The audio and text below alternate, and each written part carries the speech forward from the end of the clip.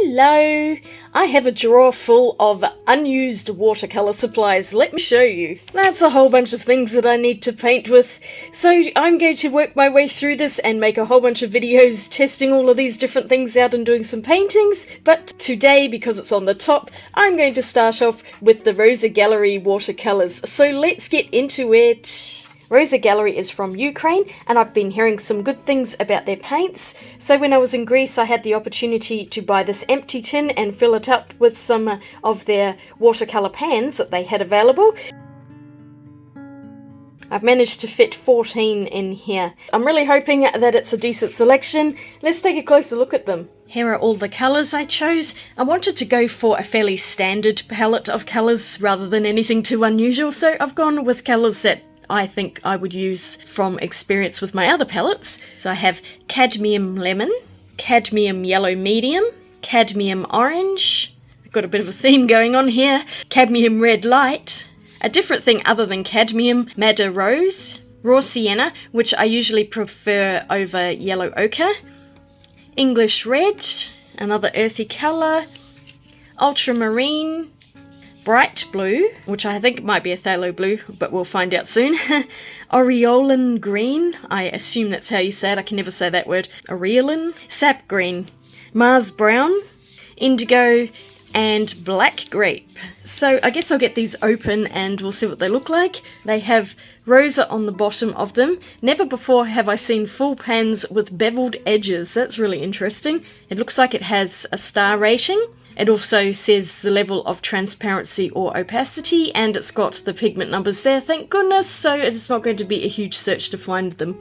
It feels like it's pretty much stuck on there, so I might do my best just to peel the top and leave this on the edges so I don't have to label them. That would be a really great idea. Okay, there is no way to get this part open. I'm going to have to peel the sides, but that's just a barcode, and then this side is mostly in Ukrainian, I think, which I can't read anyway, so it doesn't matter too much if I peel it going over, but I might try to save the ends here.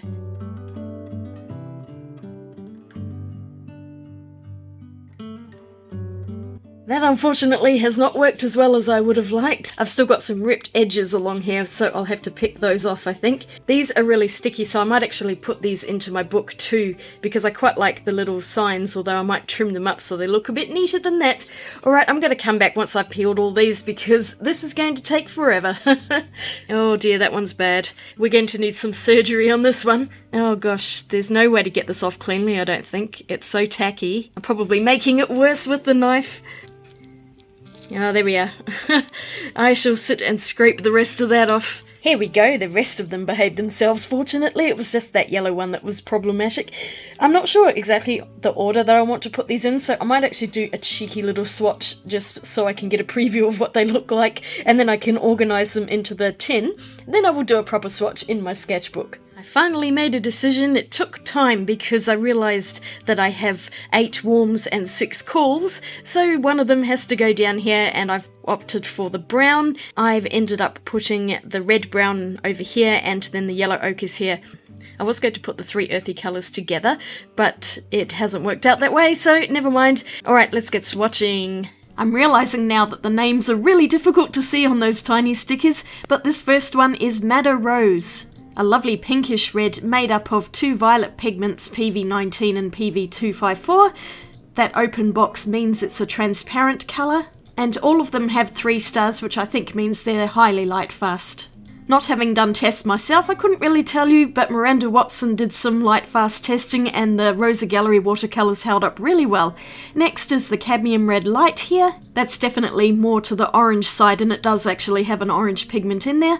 I also have English red, which is PR101, a very earthy colour, and I like this one. It is an opaque pigment, as English reds usually are, and I'm glad I put it there because it fits in really well between that cadmium red and this cadmium orange. This is a really pretty colour. It also has some yellow mixed in with it, that PY35, which is the cadmium yellow medium, so you can see how certain pigments go together with other pigments to make different colours, and I have quite a few of those mixes.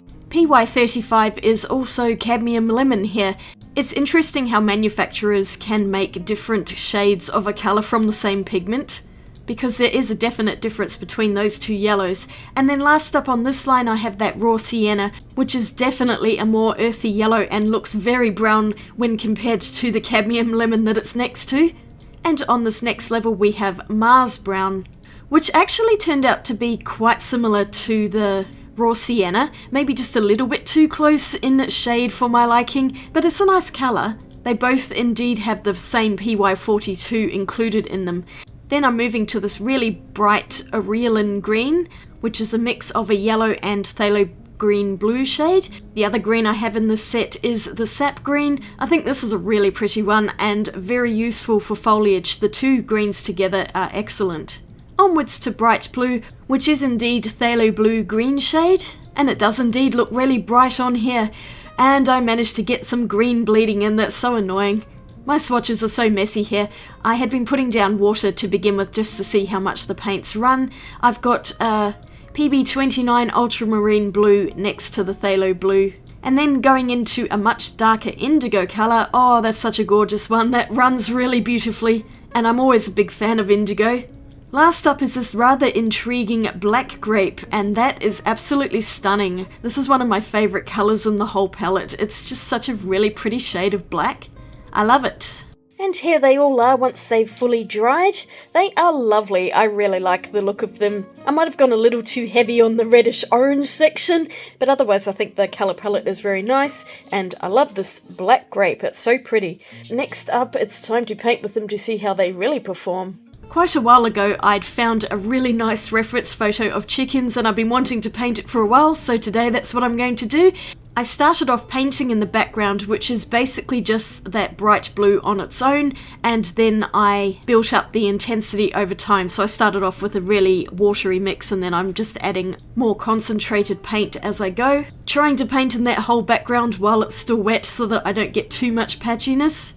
Because the sizing in this Etcher sketchbook is really breaking down in the paper, I needed to have put tape around the edges. It didn't work at all.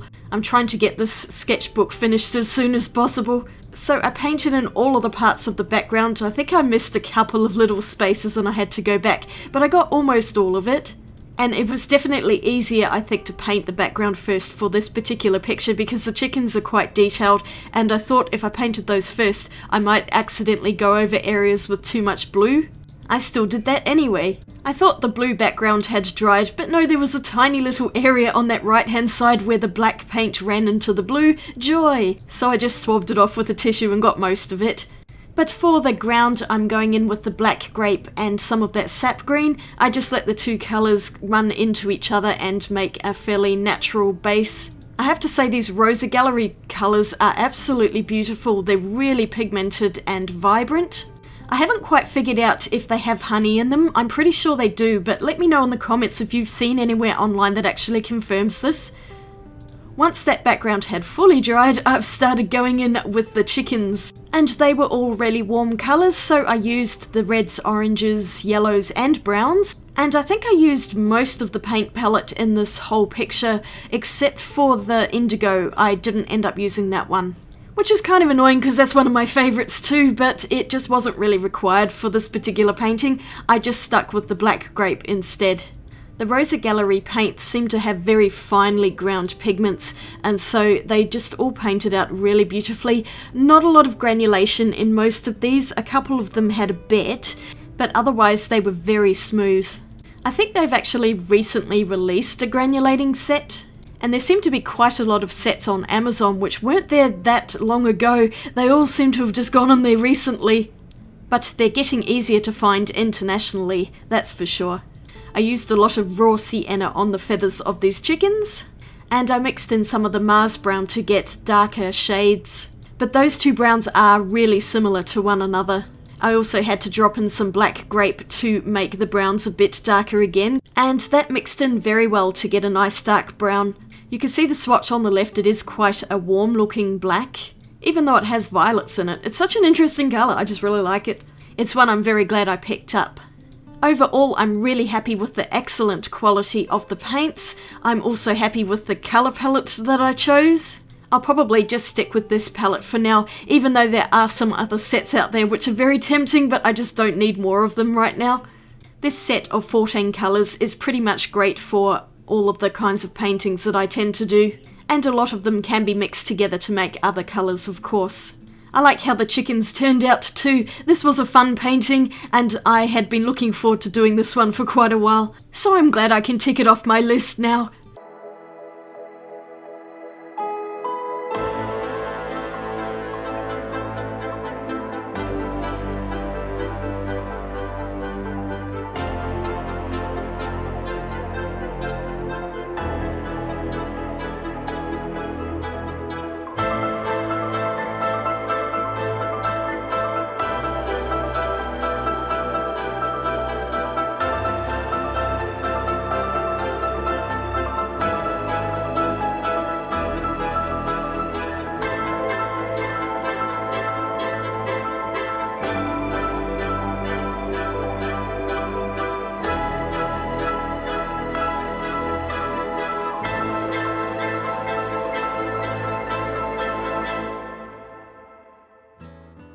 Here we go, the finished painting. I think the chickens turned out pretty cute actually. There are a couple of little mistakes like where that paint ran there and also around the edges because the paper is falling to pieces. The sizing has just gone really gross. If I flip over it so you can see, it's gone right through the page. That's so annoying. I cannot wait to finish this book. I'm making it my mission to finish it in the next couple of months. That is all of the colours, just to remind you. And I did not quite use them all in this set. I mostly used the browns and oranges and a lot of that phthalo blue in the background. I really like that black grape colour. That is absolutely gorgeous. Here is the palette after I've been using it, so it's a bit messier than what it was, but you can see there's still heaps of paint in there, and I'll definitely be doing some more paintings with this in the future. I'm really impressed by the Rosa Gallery watercolours. They're absolutely gorgeous. They're nice and clean. There's no muddiness to them. There's no chalkiness. And they are really high quality, so yes, I do recommend them. And I'll link some of the sets that I've found in the description below. I found some on Australia, Amazon, and I'll put those in there so you can check them out. They're actually quite reasonably priced. Thank you so much for watching this video. I hope you enjoyed it, and I hope it was helpful checking out these Rosa Gallery watercolors from Ukraine. I think they are really fabulous. I mean, yes, this is a first impressions video because it's the first time I've ever used them, but I have to say I'm super impressed. All of the colors are lovely that are in this set. So if you enjoyed this video, I'd really appreciate a thumbs up, and you might want to click that subscribe button for more upcoming videos. I have quite a few more watercolor sets to test out and more watercolor paintings to do, I'm sure. And in the meantime, if you want to check out some of my other watercolor content, I've got a couple of videos up here. I hope you're having a great day out there. I will see you all again really soon in my next video. Swatch you later. Bye!